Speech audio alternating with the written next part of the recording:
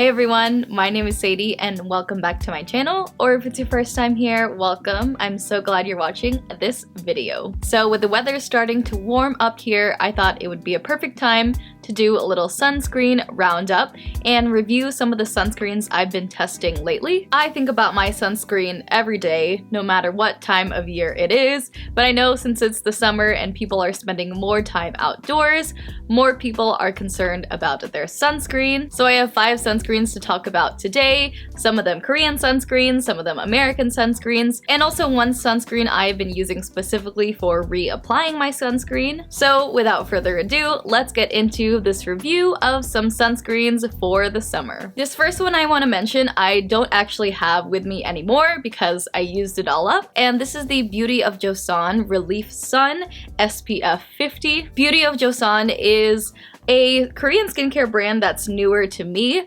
but I have loved all of the products from the brand that I've tried so far, and this sunscreen definitely is one that I love too. I feel like I've been seeing this sunscreen everywhere and tons of people talking about it, and I think it's well worth all of that hype. When it comes to buying Korean skincare, depending on where you look, the price can always vary. So I would say shop around on some of those different websites that do carry this brand. Some of my favorites to look on are Yes Style or Stylevana. Style Korean is also a really great one I've heard about too, but I haven't personally shopped from. And prices will always vary from time to time on different websites, but this sunscreen usually retails anywhere from $10 to $14, so it is a pretty affordable sunscreen, but you don't get too much in it. So I've seen this sunscreen pop up everywhere, and I feel like everyone has been loving and reviewing this sunscreen lately, and I have to say I totally agree with all those rave reviews. I think this is an awesome sunscreen. This is a chemical sunscreen as opposed to a mineral sunscreen, and it does have the texture of what I would say is a very lightweight cream moisturizer. And when it comes to a finish, I've seen people say that it leaves a dewy finish, but for my standards of what a dewy finish looks like, I don't think this really gives one. I think it gives maybe a satin matte, slightly radiant finish, but nothing too glowy. This sunscreen also does contain 30% rice extract, which is going to be extra moisturizing and nourishing to the skin too, and make it even better for more sensitive or reactive skin types. But this is a sunscreen that just goes on so easily, it smooths on really seamlessly, and it sinks into the skin pretty seamlessly as well. Like I said, it just leaves you with a natural finish that looks pretty much undetectable. While I personally have dry skin, I do think that for this sunscreen, with its lightweight cream texture and the way that it dries down finish-wise, it would be great no matter what skin type you had. If you hate all the sunscreens you've tried, I think this would be a fantastic one to try. Just goes on so easily, smooths on so nicely. It really feels like no other sunscreen I've tried before. It has no scent to it, just goes on super seamlessly, feels nice and lightweight, and also a little hydrating. Fantastic, and in my opinion, well worth all of the praise and the hype that it's been getting lately. Next sunscreen is by another Korean brand, and this brand is Hyggee. I believe that's how you pronounce it. And this is the vegan sunscreen SPF 50+. So this is the specifically vegan form of this sun cream. I haven't tried the non-vegan form. And I didn't buy this specifically because I was looking for a vegan sunscreen. This is just the one that was on the website that I saw at the time that I was shopping. Out of all the sunscreens I'm talking about today, this one right here is actually my favorite. I've seen this retail anywhere from $15 to $20. Again, shop around to see where you can find the cheapest option. So this is a chemical sunscreen as well and contains those chemical UV filters. And the texture of this they describe as an essence cream. My holy grail for the longest time, the Biore of let's see if I can get this name. The Biore UV Aqua Rich watery essence. Specifically, there's a watery gel and a watery essence, and the watery essence is the one that I like. And the texture of this reminds me of that sunscreen as well, but this one is just a slight bit thicker. And with that essence-like texture that feels a little more watery and less cream-like as opposed to the Beauty of Joseon, I find this one just the slightest bit more hydrating and also leaves a glowier finish on the skin. This compared to the Beauty of Joseon, I think performance-wise, they're very similar.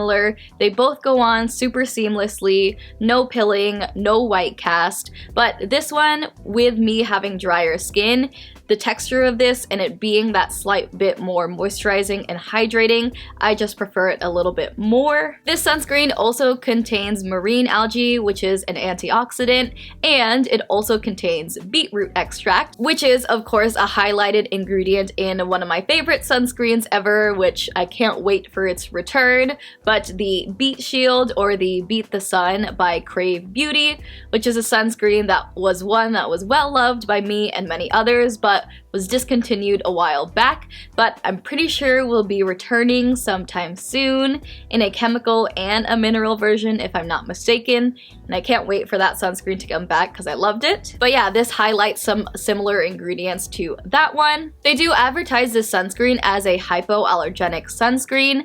I have never had any allergic or negative reactions when it comes to my sunscreen, but if you find that you might have some reactions or sensitive skin or even specific allergies when it comes to sunscreen, this might be a great one for you to check out as well. And of course it is vegan, so if that's important to you, this is a fantastic option. I just love how nourishing this one is. I like that more gel type consistency. It feels almost cooling as you smooth it onto the skin, and with that more essence cream like texture, I think it just goes on even more smooth and more easily as opposed to a thicker cream. I love it. Like I said, favorite in the video today, and will very likely repurchase another when I'm all out. Next sunscreen, this is the Bondi Sands Daily Moisturizing Face SPF 50 sunscreen lotion. There's lots of words on here that I don't really know what its true name is, but I just read all the words on the bottle. Bondi Sands is an Australian made brand.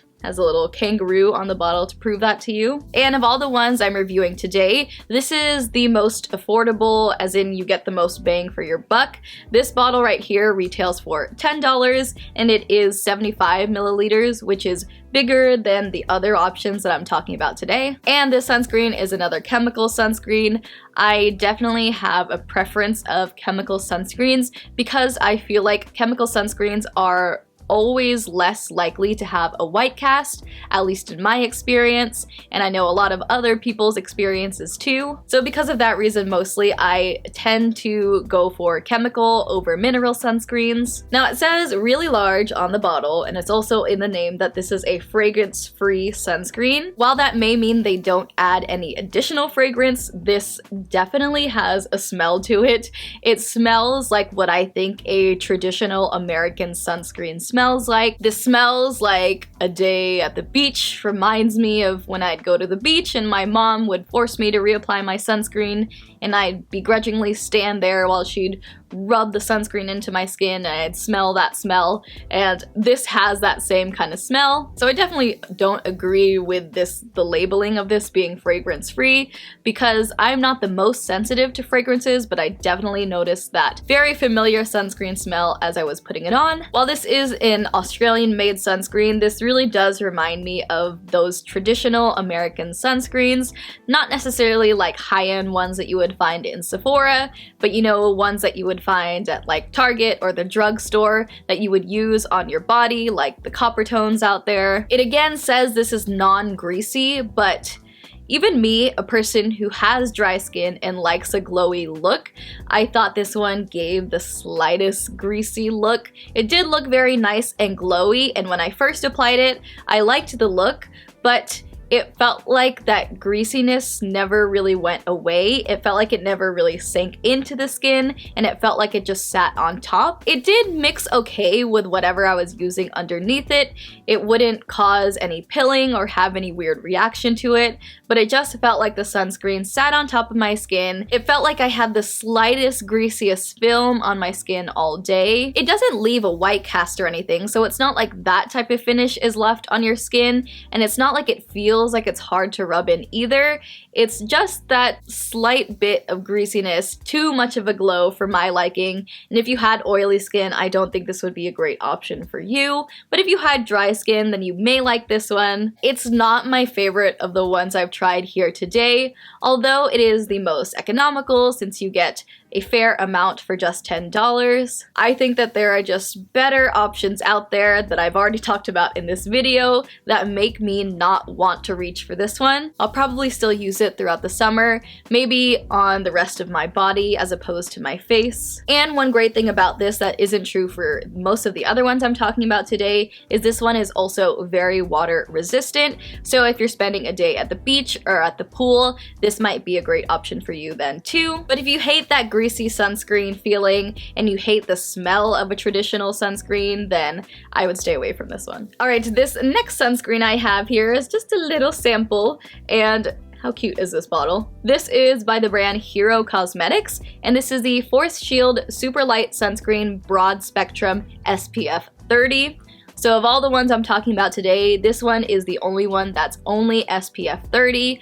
I usually like to go for SPF 50, but SPF 30 is like the bare minimum that I will use when it comes to sunscreens on my face specifically. This one is also different from the other ones because it is a mineral sunscreen. Hero Cosmetics is actually a brand that I will be giving a review on soon. It is an Asian American founded brand, so I'm reviewing some of their products for May. But I did want to mention specifically this product today because it is a sunscreen and I've seen a couple people talk about it lately too. So like I said, this is a mineral sunscreen with SPF 30 and it has the slightest green tint to it that's very light that you'll notice that's supposed to help balance out redness. And Hero Cosmetics is a brand that originally started out with pimple patches, so it's a brand that can be very focused around acne care, and they do advertise this sunscreen specifically as one that is safe for acne. I don't know what about it makes it specifically geared towards those with acne, but I'm sure the brand and the formulators for this brand had that in mind because that is a skin type that the brand gears towards with all of their products. So that slight green tint is not like a noticeable green tint. It's like any color correcting serum or primer that you might use. It's just the slightest amount of green tint that's supposed to help counteract and balance the redness in your skin. This is a sunscreen that I felt like I really wanted to love. The texture of it as I was first putting it on my fingers and about to apply it to my face, it felt super smooth, it felt super lightweight, like that lightweight cream texture I described for the Beauty of Joseon one. It felt like that one, and as I was rubbing it in, it was going on pretty seamlessly, but there was, for me, the slightest bit of white cast with this one. I didn't actually immediately notice the white cast, but as time went on, and also as I tried it with different products, I noticed that white cast, and also depending on what I used underneath, had the slightest bit of pilling. And I know I've mentioned pilling a lot in this video, but if you don't know what pilling is, it's that sensation of when your sunscreen or any other product that you're applying onto your face starts to ball up, so you see like small amounts of products either in like flakes or small little balled up pieces across your skin because the product hasn't sunk into your skin or stayed on, but it stayed on top and mixed with other things and created that texture and that flakiness and that pilling. So I did notice some pilling with this depending on what I used with it, and I did notice that slight bit of white cast as time went on.